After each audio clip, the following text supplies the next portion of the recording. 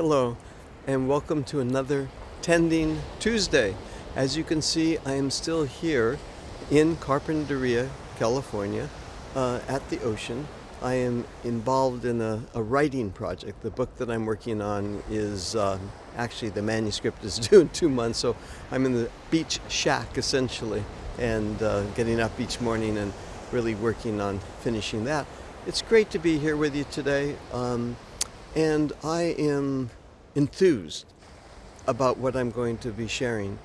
This is the idea of dream and the dream's desire. How different that is than imagining that when we listen to dream, we orient around the personal, that the dream is all about me, that everything in the dream, in some dream approaches, dreamwork approaches, has to do with each of the images and the figures and the landscapes of the dream are personifications of an aspect of me. It's very person-centered. And of course, dreams come and we're implicated as an individual, as a person, in all different kinds of ways. And yet, to narrow our focus, to imagine that the dream is originated in the psyche of person only, in so many ways misses the point. In fact, it separates us from the extraordinary opportunity of listening in to the dream's desire, to the animating spark that originates in the dreaming psyche itself. Now, something very different happens in a life when we begin to listen to dreams from that perspective. We hear into the psyche, the soul. What's being asked of us? What's the desire of the dream as we are part of a much larger consciousness? Yes?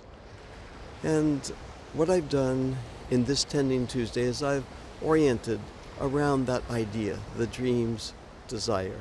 And in the work steps below, take an opportunity, take some time and experiment with it and see what comes forward as you listen to the dream, not only from a personal psychological point of view, yes, in terms of the circumstances of the day, our personal history, what's happened for us. So much of that is incredibly important and pressing, yes, truly. And too, if we start the other direction, and listen from the beginning to the nature of psyche and how the dreams come forward and how they originate with a life of their own, sourced in a different quality of consciousness, a quality of consciousness that holds our sense of calling, our sense of destiny, our sense of purpose, our life purpose. Now I just am listening to the waves, the ocean in the background, and one of the things that happens when I'm here is I look out. Of course, how could I not, right? In addition to swimming out there. It's just a bigger pool, way bigger. It is the ocean, it's oceanic. And psyche is like that, right? Psyche is more than personal. Of course, it includes the collective psyche, that is the images and the stories of collective human experience. And too, the psyche and soul in the world, of the world. It's as if dreams originate in persons, in the collective, in the world place, and to carry a sense of psyche's soul. So, let me invite you into this. Let me invite you into listening to psyche, listening to the images speak on behalf of not only our personal experience, on behalf of our calling. When I find myself in alignment, you know what I mean? When I find myself, for each of us it's different, but when we are in alignment, attuned with our life purpose, it's a different way of being in the world, right? When we're not, when we're living to others' expectations, that's different, right? We are doing the work we need to do, the work we think we ought to be doing.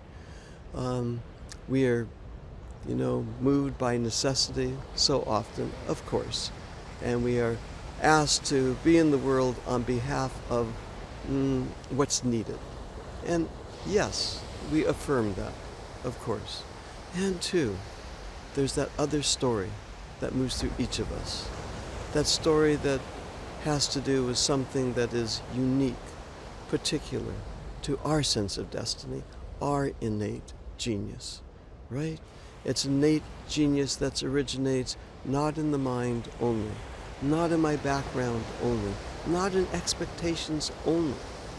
It originates in the soul sparks that are part of our sense of destiny, and that's when we hear the desire of the dream.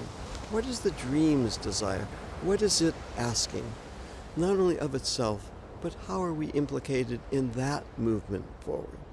That's the question I want to hold with you this Tuesday.